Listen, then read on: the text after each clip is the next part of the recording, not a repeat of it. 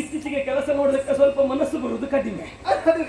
ಕಾರಣ ಗೊತ್ತುಂಟ, ಕೆಲಸ ಮಾಡಬೇಕೆಂದು ನಿರೀಕ್ಷೆಯಲ್ಲಿ ಬಂದಾಗ ಕೆಲಸ ಕಾಣುವವರು ಇಲ್ಲದೆ ಇರುವುದು. ಇವತ್ತು ಮಾತ್ರ ಕೆಲಸವನ್ನು ಕಾಣೋದಕ್ಕಾಗಿ ಬಂದವಳು ಖಂಡಿತವಾಗಿ ಯಾವ ಗಂಡನೇ ಆಗಲಿ ತನ್ನ ಹೆಂಡತಿಯ ಮನವನ್ನು ಮೆಚ್ಚಿಸಿದ ಮೇಲೆ ಅವ ಇದ್ದೇನು ಪ್ರಯೋಜನ? ಎಲ್ಲ ಗಂಡ ಹೆಂಡತಿ ಆಡುವುದುಂಟು. ತನ್ನ ಗಂಡ ಎಷ್ಟೇ ದೊಡ್ಡ ಸಾಧನೆ ಮಾಡಲಿ ಅವ್ರು ಹೇಳುದು ನೀವು ಪಕ್ಕದ ಮನೆಯವರು ನೋಡಿ ಕಲೀರಿ ಅಂತ. ಹೌದಾ? ಯಾಕೆ ಗೊತ್ತುಂಟ, ಪಕ್ಕದ ಮನೆಯವ ಇವಳ ಗಂಡಕ್ಕಿಂತ ಏನೋ ಒಂದು ಬೇಡದ್ದು ಪ್ರಕರಣ ಮಾಡಿರ್ತಾರೆ. ಬೇಡದ್ದು ಪ್ರಕರಣ ಕೇಳಿದ್ದಲ್ಲ, ಸಾಧನೆ ಏನು ಮಾಡಿದ್ರು ಪಕ್ಕದ ಮನೆಯವರು ದೊಡ್ಡ. ಹೌದು, ಹಾಗೆ ಅದು ಹಾಗೆ ಅಲ್ವೇನೆ. ನಮ್ಮವ್ರು ಎಷ್ಟೇ ಮಾಡಿದ್ರು ಕಡಿಮೆ, ಪಕ್ಕದವರು ಕಡಿಮೆ ಮಾಡಿದ್ರು ಬಹಳ ಹೆಚ್ಚಾಗಿ ಕಾಣ್ತದೆ ನಮಗೆ. ಆದ್ರೆ ನಾನು ಯೋಚನೆ ಮಾಡುವುದಲ್ಲ, ಹೇಳಿದೆಲ್ಲ ಅಂತರಂಗದಲ್ಲಿ ಮೊಳಕೆ ಹೊಡೆದ ಆಸೆ ಹೇಳೋಣ ಅಂತ ಹೇಳಿದ್ರೆ ಈಡೇರಿಸಿತ್ತು ಇಲ್ವೇನು ಅಂತ ಅವಿಶ್ವಾಸ. ಹೌದಪ್ಪ, ವಿಶ್ವಾಸ ಅಲ್ಲ, ವಿಶ್ವಾಸ ಅವಿಶ್ವಾಸ. ಹೆಂಡತಿ ಆಸೆಯನ್ನು ಈಡೇರಿಸಬೇಕಾದ ಗಂಡನ ಕರ್ತವ್ಯ. ಇಲ್ಲಿವರೆಗೆ ಇಂಥದ್ದನ್ನು ನಡೆಸಿಕೊಡಿ ಎನ್ನುವ ಕೇಳಿದವನಲ್ಲ, ನನ್ನ ಮನವರಿತು ನೀವು ವ್ಯವಹರಿಸಿದವರು. ನಿಮ್ಮ ಹೃದಯದಲ್ಲಿ ನಾನು ಇದ್ದವಳಲ್ಲ, ಇರುವಾಗ ಗೊತ್ತಾಗುದಿಲ್ವಾ? ಅದಕ್ಕೆ ಹೇಳುದು ಗಂಡನ ಹೃದಯ ಗಟ್ಟಿ ಇರ್ಬೇಕಾ, ಪ್ರಥಮದಲ್ಲಿ ಹೆಂಡತಿ ಸರಿ ಇರ್ಬೇಕಲ್ಲ.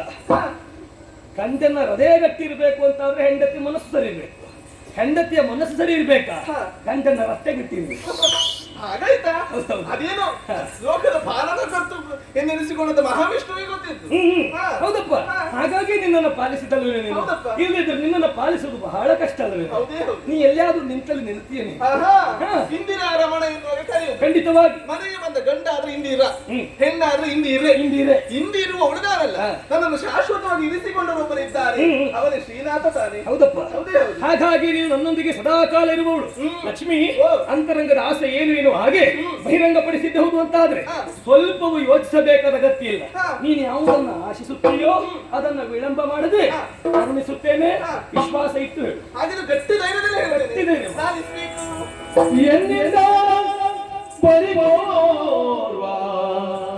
ಜನಿಸಿದ ಪೀಡ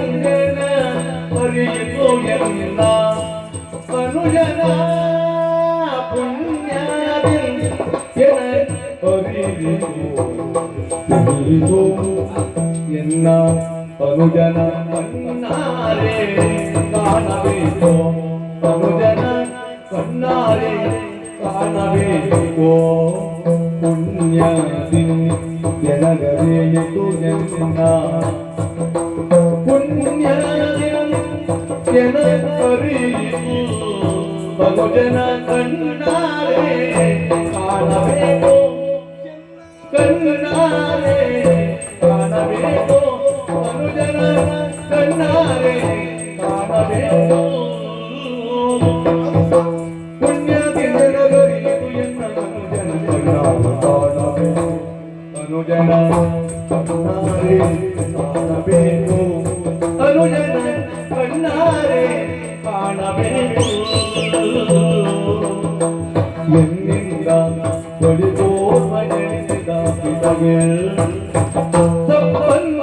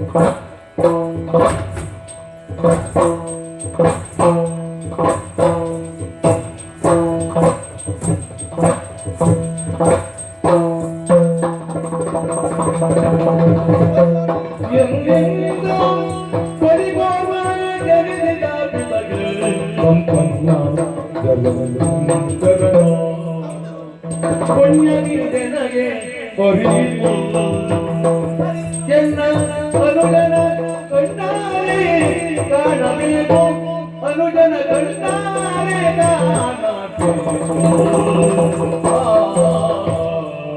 ಓ ಲಕ್ಷ್ಮಿ, ಓ ಸ್ವಾಮಿ, ಆಸೆಯಾದ್ರೂ ಯಾವ ದಿನವಾಗಿ ಹೇಳಿದ್ದೆವುದು ಅಂತಾದ್ರೆ ಆಸೆ ಪಟ್ಟದನ್ನ ಕ್ಷಣ ಮಾತ್ರ ಈಡೇರಿಸುವ ಸಾಮರ್ಥ್ಯವನ್ನು ಹೊಂದಿದವನು ನಾನು.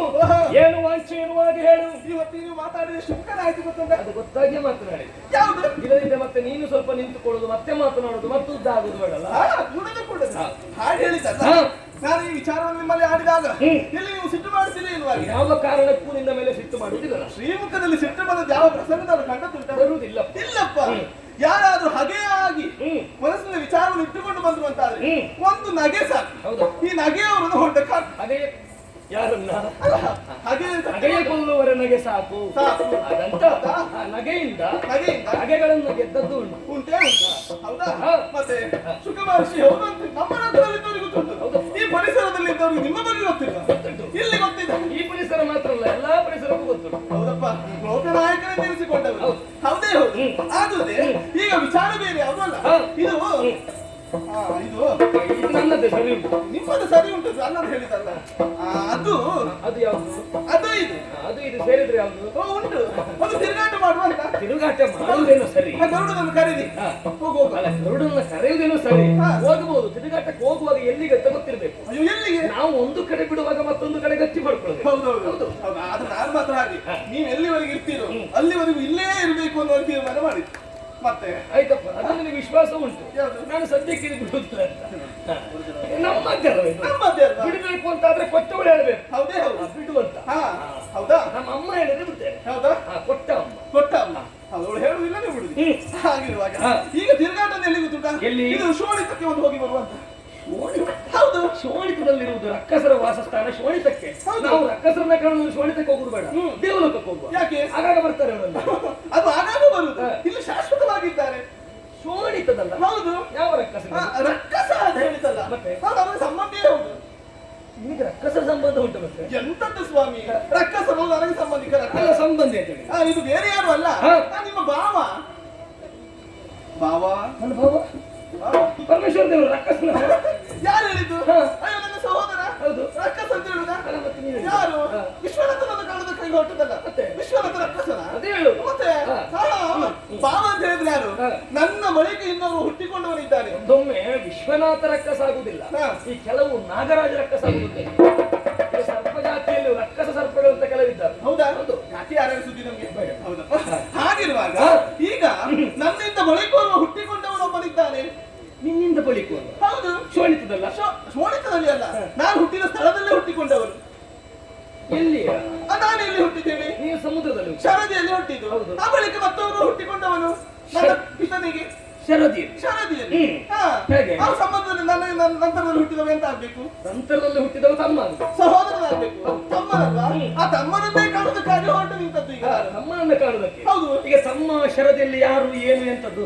ಗೊತ್ತಾಗಲ್ವಾ ಅಯ್ಯೋ ನನ್ನ ಪುಣ್ಯದಿಂದಲೇ ನನಗೆ ಗೊತ್ತಾದದ್ದು ಯಾವುದು ನಾನಾದ್ರೂ ಬಂದು ಹೇಳಿದಂತ ಪುಣ್ಯದಿಂದ ನಾನು ಅರಿತುಕೊಂಡಿದ್ದೇನೆ ಜಲದಲ್ಲಿ ಹುಟ್ಟಿಕೊಂಡವ ಜಲಂಧರನೆಂಬಾತ ಅವನು ಕೀರ್ತಿವಂತನಾಗಿದ್ದಾನೆ ಪ್ರಖ್ಯಾತಿಯನ್ನು ಹೊಂದಿದ್ದಾನೆ ಅವನನ್ನು ಕಾಣುವಾಗ ಅವನನ್ನು ಕಾಣಬೇಕು ಪ್ರೀತಿಯಿಂದ ಮಾತನಾಡಿಸಬೇಕು ಸಹೋದರ ಎನ್ನುವುದು ವಾತ್ಸಲ್ಯ ನನ್ನಲ್ಲಿ ಹುಟ್ಟಿಕೊಳ್ತಾ ಉಂಟು ಯಾರ ಬಗೆಗಾದ್ರೂ ನನ್ನಲ್ಲಿ ಈ ರೀತಿ ಭಾವನೆ ಹುಟ್ಟಿಕೊಂಡದಿಲ್ಲ ನನ್ನ ಬಳಿಕ ಹುಟ್ಟಿದಂತ ಅವನನ್ನು ಕಾಣಬೇಕು ಎನ್ನುವ ಹಾಗೆ ಆಸೆಯನ್ನು ಹೊಂದಿದವಳು ನಾನು ಅದಕ್ಕಾಗಿ ನಾನು ಒಬ್ಬಳೇ ಹೋಗುವುದಲ್ಲ ನನ್ನ ಜೊತೆಯಾಗಿ ನೀವು ಬರಬೇಕು ತಮ್ಮನ ಯೋಗಕ್ಷೇಮವನ್ನು ವಿಚಾರಿಸಿ ಕಣ್ಣಾರೆ ನೋಡಿ ಕಿವಿಯಾರೆ ಅವನ ವಾರ್ತೆಯನ್ನು ಕೇಳಿ ಬರುವಂತ ಮನಸ್ಸಾಗಿದೆ ಬನ್ನಿ ಹೋಗುವ. ಈಗ ಜಲದಲ್ಲಿ ಹುಟ್ಟಿದ ಜಲಂಧರ ನಿನಗೆ ತಮ್ಮ ಎನ್ನುವಾಗ ಹೇಳ್ತಾ ಇದ್ದೆ. ಹೌದು. ಈಗ ಸಮುದ್ರದ ನೀರಿನಲ್ಲಿ ಜಲಂಧರ ಒಬ್ಬನೇ ಹುಟ್ಟಿದಲ್ಲ. ಮತ್ತೆ?